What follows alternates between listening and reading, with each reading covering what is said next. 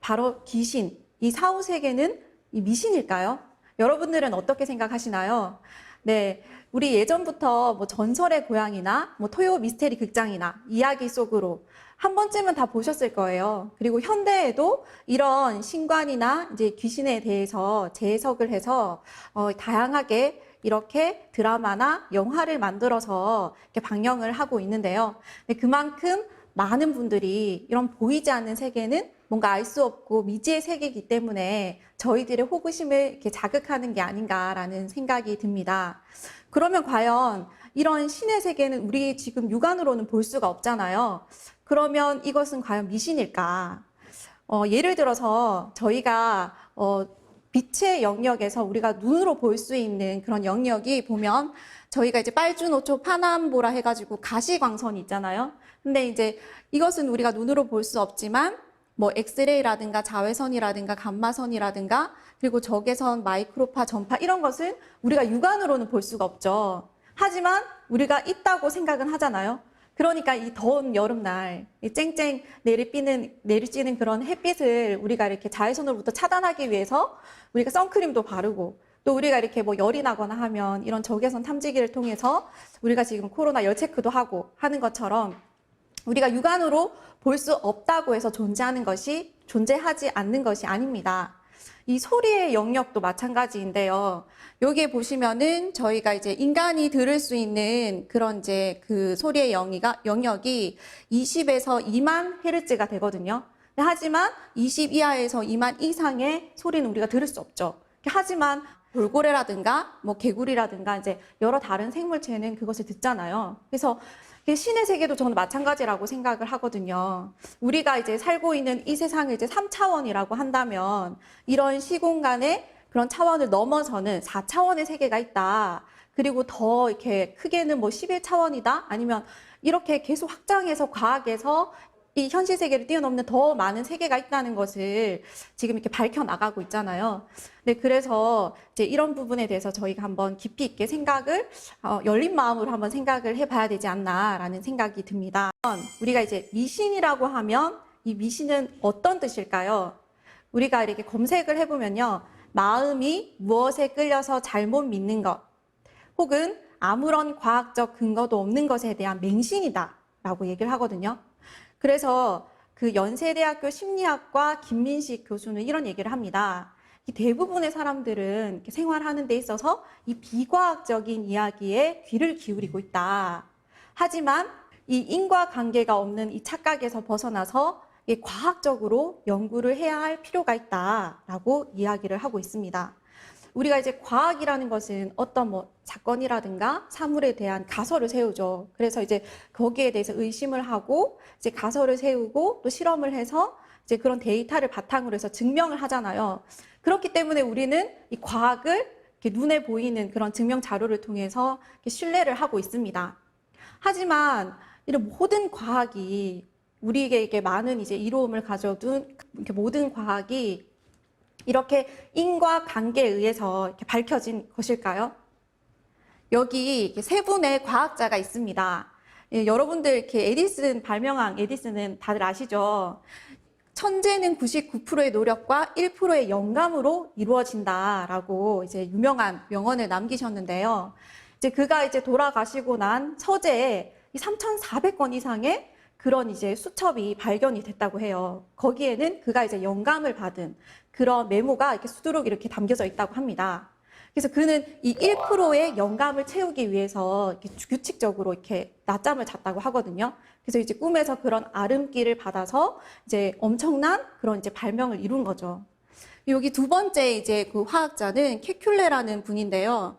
우리가 이제 석탄을 이렇게 가공을 해가지고 남은 찌꺼기에서 이제 이렇게 우리가 이렇게 그 벤젠을 이렇게 그 발견을 해서 그 재료로 이제 우리가 원료를 사용을 하잖아요. 그런데 이제 그 벤젠을 이루는 탄소와 수소의 그런 이제 분자 구조가 있는데 이것이 왜 이렇게 결합되는지 이제 그 의문을 풀지 못했다고 해요. 그래서 이제 이 케큘레가 꿈에서 자기가 이게 그 뱀의 그런 환영을 보고 아, 이런 모습이 바로 이제 그런 분자 구조가 이런 모습으로 생겼겠구나라는 그런 이제 아름기, 영감을 얻었다고 합니다. 그리고 이제 끝으로는 이 니콜라 테슬라인데요. 우리가 테슬라 하면 전기차 생각나시죠? 실제로 이제 이 에디슨만큼이나 엄청 유명한 발명가셨고 과학자셨는데 이 테슬라의 업적을 기르기 위해서 이제 이름을 따왔다고 합니다. 그런데 이제 이 테슬라도 이 반중력선이라든가 무한 에너지 도변을 모두 꿈에서 보고 발견을 하셨다고 합니다. 그리고 이제 러시아 화학자인 멘델레예프인데요. 원래 이제 이 화학의 그런 원소 중에서 63개가 이 당시에 발견이 됐었는데 이 원소들 사이에 뭔가 분명히 규칙이 있을 거다라고 이제 생각을 했는데 이제 도저히 못 밝혀내는 그런 상황이 된 거예요. 그래서 하루는 너무 이제 고민하다가 낮잠 이렇게 잠을 잤는데 꿈에서 그 원소 주기율표가 이렇게 정확하게 그려진 그 표를 보고서 깨자마자 그대로 종이에 옮겨서 이 원소 주기율표를 발견을 했다고 합니다. 근데 정말 이렇게 놀라운 점은 당시에 발견되지 않은 원소들의 질량과 성질까지 모두 정확하게 이렇게 맞췄다는 거죠. 어때요, 여러분? 이 과학이 정말 인과관계에 의해서 정확히 이렇게 밝혀졌다고 여러분들 그래도 생각을 하시겠어요? 뭔가 이렇게 보이지 않는 그런 이렇게 신도 세계의 그런 영감, 아름기를 받아서 이제 상제님께서는 이렇게 명확하게 말씀을 해주셨습니다. 지하신이 천상에 올라가 모든 기묘한 법을 받아내려 사람에게 아름길을 열어주어 세상의 모든 학술과 정교한 기계를 발명케 하여 천국의 모형을 본떴나니 이것이 바로 현대의 문명이라 라고 말씀을 해주셨는데요. 네, 이렇게 그 사람들에게 이 아름길을 열어줘서 모든 학술과 정교한 기계, 그 현대 문명을 발전시키게 했다라고 해주셨어요. 그러면 과연 우리가 아름기라고 하면 이 아름기란 뭘까요?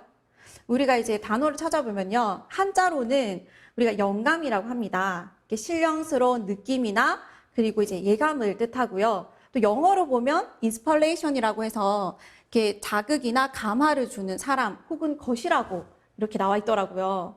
근데 과연 그러면 누가 이렇게 영감을 주는 것일까요? 영감을 주는 사람.